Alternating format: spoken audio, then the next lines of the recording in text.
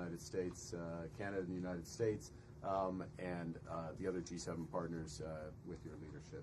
Very much looking forward to the meeting and grateful to have you. Thank you very much, Mark. I appreciate it, and we've developed a very good relationship, and we're going to be talking about trade and many other things. And we have a whole group of people, some traders and some other people. I see my top economy people. But we have a very talented group of people, and you do too, and I know they work together very well. I look forward to that. The G7 used to be the G8. Barack Obama and a person named Trudeau didn't want to have Russia in, and I would say that that was a mistake, because I think you wouldn't have a war right now if you had Russia in, and you wouldn't have a war right now if Trump were president 4 years ago. But it didn't work out that way. But it used to be the G8, and now it's, I guess, what's that, 9 years ago, 8 years ago, it switched over. They threw Russia out, which I claimed was a very big mistake. Even though I wasn't in politics then, I was very loud about it. It was a mistake in that you spend so much time talking about Russia, and he's no longer at the table, so it makes life more complicated. But you wouldn't have had the war. Other than that, I think we're going to accomplish a lot, and I expect to. And I think our primary focus will be trade, and trade with Canada, and I'm sure we can work something out. Yep, very good. Thank you very much. Yeah, so much. Thank you very much. Mr. President,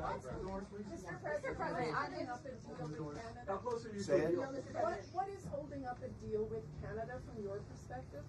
It's not so much holding up. I think we have different concepts. I have a tariff concept, and Mark has a different concept, which is something that some people like. But we're going to see if we can get to the bottom of it today. I'm a tariff person. I've always been a tariff. It's simple, it's easy, it's precise, and it just goes very quickly. And I think Mark has a more complex idea, but also very good. So we're going to look at both, and we're going to see what we're going to come out with something, hopefully. Do you think a deal is achievable within days, within weeks? Is there that kind of runway? Yeah, it's achievable. Both parties have to agree. Yeah, sure. Mr. President, have you heard any signals or seen any messages from intermediaries that Iran wishes to de-escalate the conflict? Yeah.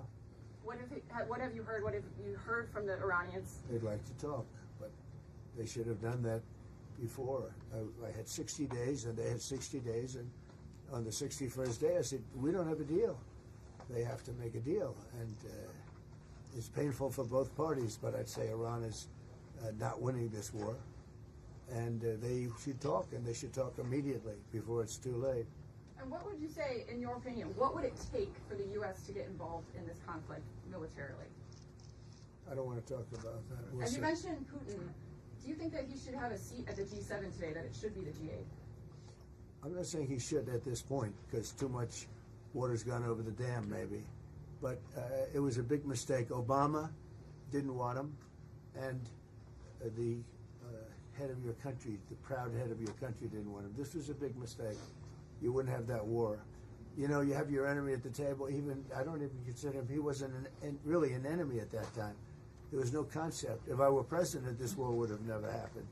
But likewise, if he were a member of what was called the G8 at that time, it was always the G8, you wouldn't have a war right now. Why not? What intelligence support are you providing Israel?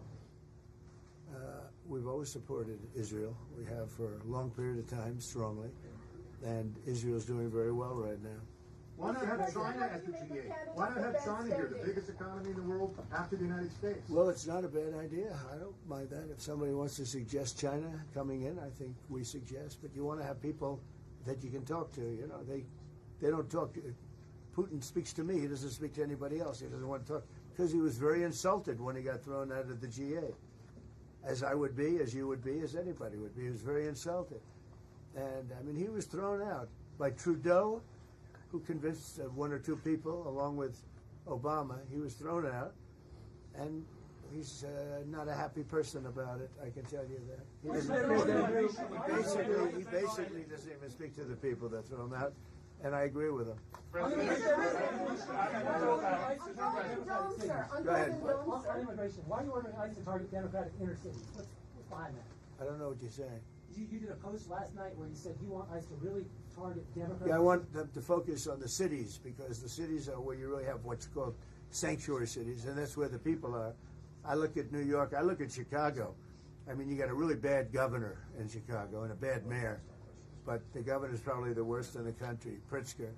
But I look at how that city has been overrun by criminals, and you know, New York and L.A. Look at L.A. L.A. Those people weren't from L.A. They weren't from California. Most of those people, many of those people, and yeah, that's a focus. Biden allowed 21 million people to come into our country. Of that, vast numbers of those people were murderers, killers, people from gangs, people from jails. They emptied their jails out into the U.S. Most of those people are in the cities, all blue cities, all Democrat-run cities, and they think they're going to use them to vote. It's not going to happen.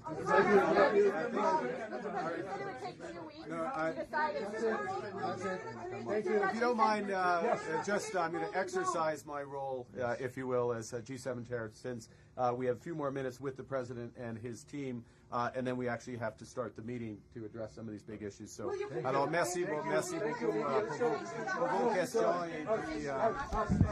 Thank you. That's it. That's it. Thank you very much. Out. Go, guys. Out. Thank you.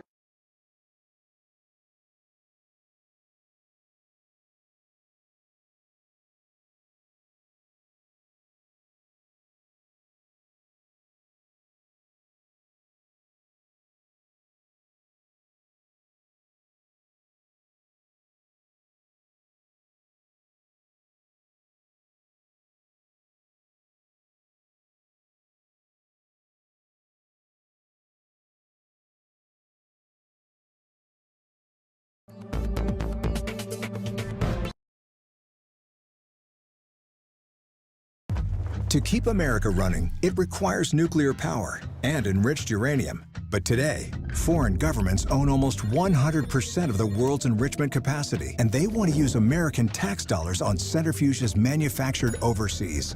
There's a better solution. Centrus is the only American producer of enriched uranium, with U.S. workers building centrifuges here at home. Let's power U.S. jobs, our homes, and our military with secure, reliable American-made technology.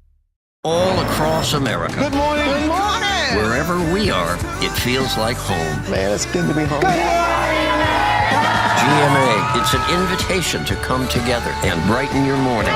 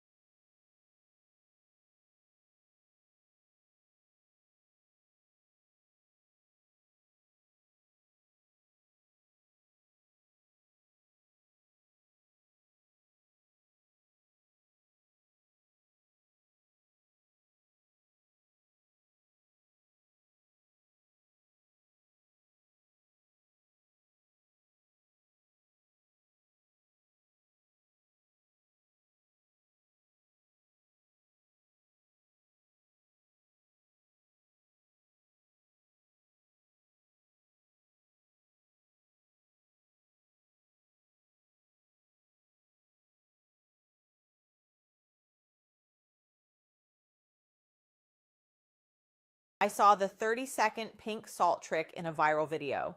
Weeks later, they stopped to call me delusional when they saw my 26-inch waist at work. Today, I'm here to teach you how to make the new Japanese pink salt recipe for fast weight loss. I started using this 4-ingredient homemade recipe last month, and I lost a lot, like a lot. It mimics the effects of those famous Lily weight loss pills, except this one's 100% natural. But I had to stop because I was literally disappearing inside my clothes. My doctor even told me to eat more burgers and skip the gym just so I wouldn't have to donate my entire wardrobe. As a single mom of two, I barely have time to breathe, so I decided to try this Japanese pink salt trick to drop a few sizes fast, but I did not expect these results. Just to give you an idea, I dropped 3 pant sizes in a single month. My mom cried when she saw me walk in wearing a tight size M dress. And honestly, I thought I was stuck in double extra large forever. But this pink salt trick, the same one that works just like those insanely expensive Lily pills, gave me back a body